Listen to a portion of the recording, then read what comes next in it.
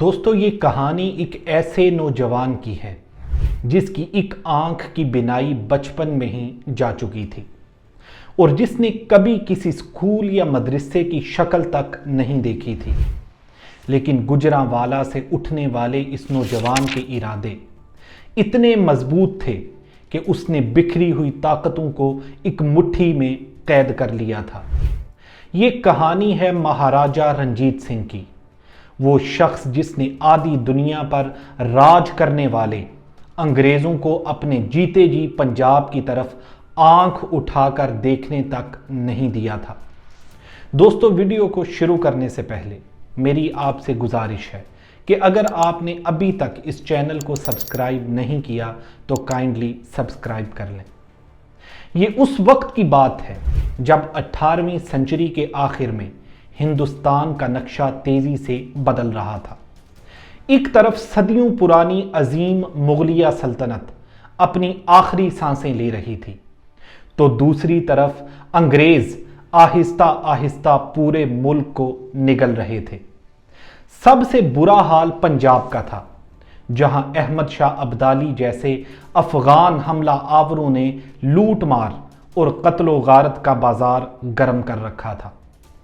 اسی افراتفری اور قانون سے خالی زمین پر اس نوجوان نے ایک ایسی عظیم سکھ ریاست کھڑی کی جس نے نہ صرف صدیوں سے ہونے والے افغان حملوں کو ہمیشہ کے لیے روکا، بلکہ ہندوستان کی تاریخ کا رخ ہی موڑ ڈالا۔ لیکن سوال یہ ہے کہ آخر پنجاب اس حالت تک پہنچا کیسے تھا، اور رنجیت سنگھ سے پہلے وہاں کیا ہو رہا تھا؟ 18ویں سنچری میں جب مغلیہ سلطنت کمزور ہوئی تو پنجاب میں طاقت کا ایک بہت بڑا خلا پیدا ہوا۔ اس خلا کو بھرنے کے لیے پنجاب مختلف چھوٹے چھوٹے قبیلوں میں بٹ گیا۔ اس وقت پنجاب میں 14 قبیلے تھے، جن میں سے 12 پر سکھ سرداروں کا قبضہ تھا، ایک پر مسلمان حکمران تھا اور ایک پر ایک انگریز جارج تھامس کی حکمرانی تھی۔ دوستو، یہ سکھ قبیلے جن میں بھنگی، کنہیا، رام گھڑھیا اور سکیر چاکیا شامل تھے، ویسے تو ایک دوسرے کے ساتھ مذہبی اور خاندانی رشتوں میں جڑے تھے، لیکن زمین اور طاقت کے لالچ میں یہ آپس میں ہی لڑنے لگے تھے۔ جب بھی کابل سے کوئی افغان حملہ آور آتا تو یہ سب دل خالصہ کے جھنڈے تلے اکٹھے ہو جاتے تھے، لیکن خطرے ٹلتے ہی ان کی آپسی خون خرابی پھر شروع ہو جاتی تھی۔ دوستو، پنجاب جل رہا تھا۔ عوام چاہے ہندو ہو، مسلمان ہو یا سکھ، سب اس روز روز کی جنگوں سے تھک چکے تھے۔ انہیں ایک ایسے لیڈر کی ضرورت تھی جو ان سب کو ایک کر دے۔ اسی افراتفری کے ماحول میں 13 نومبر 1780 کو گوجرانوالا کے سکیر چاکیا قبیلے کے سردار مہان سنگھ کے گھر ایک بیٹے نے جنم لیا۔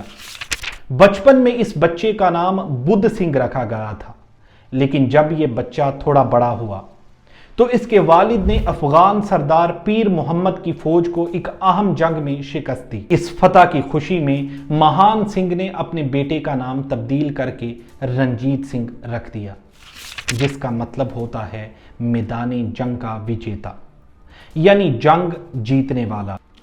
رنجیت سنگھ کی ابتدائی زندگی بہت مشکلوں سے بھری تھی۔ جب وہ صرف 12 سال کے تھے تو انہیں چیچک کی بیماری ہوئی، اور اس بیماری نے ان سے ایک آنکھ کی روشنی چھین لی تھی۔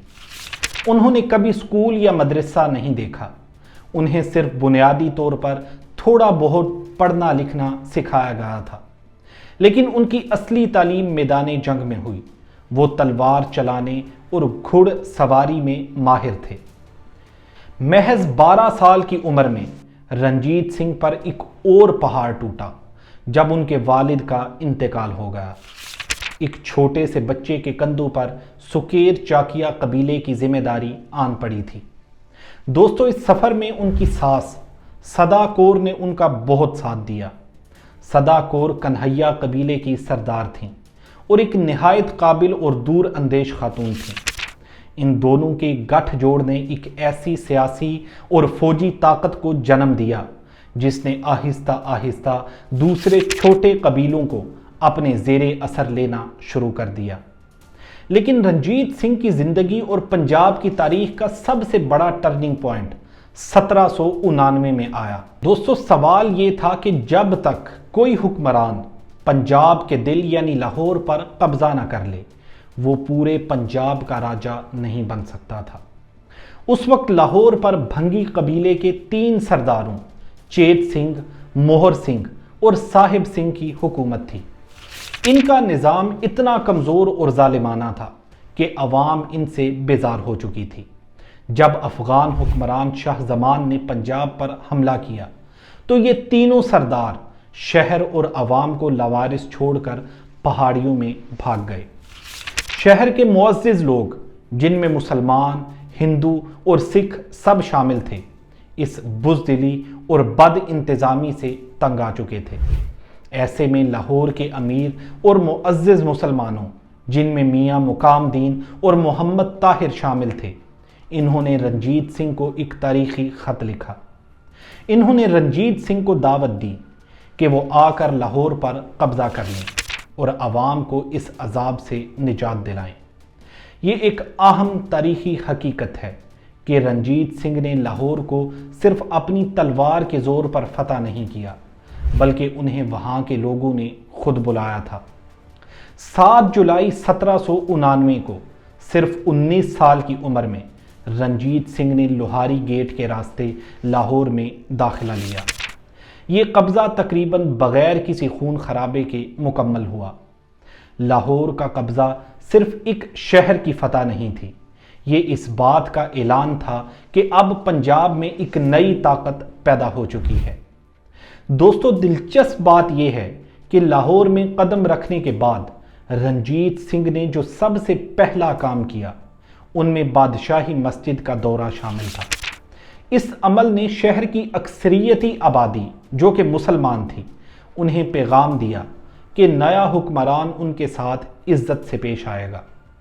لیکن لاہور پر قبضہ کرنے کے بعد رنجیت سنگھ کو ایک بہت اہم مسئلہ درپیش تھا۔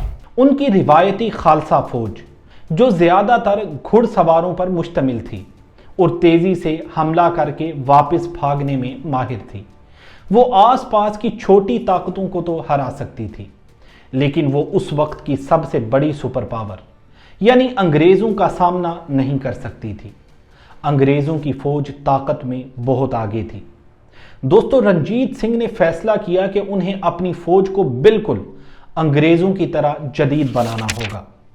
اپنی فوج کو طاقتور بنانے کے ساتھ ساتھ رنجیت سنگھ کو عالمی سیاست کا بھی بہت گہرا ادراک تھا۔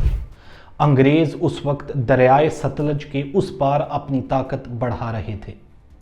دوستو، 1809 میں رنجیت سنگھ اور انگریزوں کے درمیان ایک بہت اہم معاہدہ طے پایا، جسے ٹریٹی آف امرتسر کہتے ہیں۔ اس معاہدے کے تحت دونوں طاقتوں نے فیصلہ کیا کہ دریائے ستلج ان کی سرحد ہوگی۔ رنجیت سنگھ ستلج کے جنوب میں اپنی سلطنت نہیں پھیلائیں گے اور انگریز ستلج کے شمال میں مداخلت نہیں کریں گے۔ لیکن سوال یہ پیدا ہوتا ہے کہ آخر انگریزوں کو اس معاہدے کی ضرورت کیوں پیش آئی؟ اصل میں اس وقت انگریزوں کو ڈر تھا کہ فرانس کا نپولین اور رشیا مل کر افغانستان کے راستے ہندوستان پر حملہ کر سکتے ہیں۔ اس لیے انگریز چاہتے تھے کہ پنجاب میں ایک طاقتور اور دوست ریاست ہو جو ان کے لیے ایک ڈھال کا کام کرے۔ دوستو، دوسری طرف رنجیت سنگھ بھی جانتے تھے کہ ان کی فوج ابھی انگریزوں سے لڑنے کے لیے پوری طرح تیار نہیں ہے، اس لیے دونوں نے سمجھداری سے کام لیا۔ اس معاہدے کا رنجیت سنگھ کو سب سے بڑا فائدہ یہ ہوا کہ ان کی جنوبی سرحد محفوظ ہو گئی اور اب انہوں نے اپنا پورا زور افغان حملہ آوروں کو ختم کرنے اور اپنی سلطنت کو شمال اور مغرب کی طرف پھیلانے میں لگا دیا۔ دوستو، اگلی 2 دہائیوں میں سکھ سلطنت نے ایسی فتوحات حاصل کی جو اس سے پہلے ناممکن سمجھی جاتی تھی۔ انہوں نے ملتان پر قبضہ کیا، پھر 1819 میں کشمیر کو فتح کر کے وہاں سے افغان راج ہمیشہ کے لیے ختم کر دیا۔ لیکن ان کی سب سے عظیم فتح پشاور اور خیبر پاس پر قبضہ تھا۔ صدیوں سے ہندوستان پر حملہ آور چاہے وہ محمود غزنوی ہو یا احمد شاہ ابدالی، اسی خیبر پاس کے راستے سے آتے تھے۔ دوستو، رنجیت سنگھ نے تاریخ کا رخ پلٹتے ہوئے اس راستے کو ہمیشہ کے لیے بند کر دیا اور افغان طاقت کو ان کی اپنی زمین تک محدود کر دیا۔ لیکن ان سب فتوحات کے باوجود رنجیت سنگھ کا سب سے بڑا امتحان ان کی حکومتی پالیسی تھی۔ ایک سکھ حکمران ہونے کے ناطے ان کا سب سے بڑا چیلنج یہ تھا کہ ان کی سلطنت کی آبادی کا ایک بہت بڑا حصہ ان کے اپنے مذہب سے نہیں تھا۔ آج کے مورخین کے مطابق سکھ سلطنت کی آبادی میں تقریباً 70 سے 80% مسلمان تھے، 10 سے 24% ہندو تھے اور صرف 6 سے 10% سکھ تھے۔ اتنی بڑی اکثریت پر صرف تلوار کے زور پر حکومت نہیں کی جا سکتی تھی۔ دوستو، رنجیت سنگھ نے اپنی کابینہ میں عظیم عہدے میرٹ پر دیے، نہ کہ مذہب کی بنیاد پر۔ ان کے وزیر خارجہ فقیر عزیز الدین تھے، جو ایک مسلمان تھے اور مہاراجہ کے سب سے قریبی اور اعتماد والے مشیر تھے۔ ان کے وزیر داخلہ فقیر نور الدین تھے اور خزانے کے انچارج دینا ناتھ تھے، جو ایک ہندو تھے۔ تاہم تاریخ سفید اور سیاہ نہیں ہوتی۔ دوستو، رنجیت سنگھ کی حکومت میں اگر ایک طرف عزت تھی تو دوسری طرف کچھ ایسی پالیسیز بھی تھیں جو حقیقتاً مسلمان آبادی کے جذبات کو ٹھیس پہنچاتی تھیں۔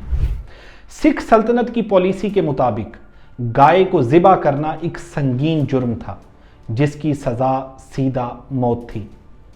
یہ قانون سکھ اور ہندو آبادی کے جذبات کی حفاظت کے لیے بنایا گیا تھا، لیکن اس سے مسلمانوں پر سخت پابندیاں عائد تھیں۔ لیکن اسی مہاراجہ نے مسلمانوں کی عبادت گاہوں کے لیے پیسہ بھی دیا۔ ان کی 2 مسلمان بیویاں تھیں، مورن سرکار اور گل بیگم۔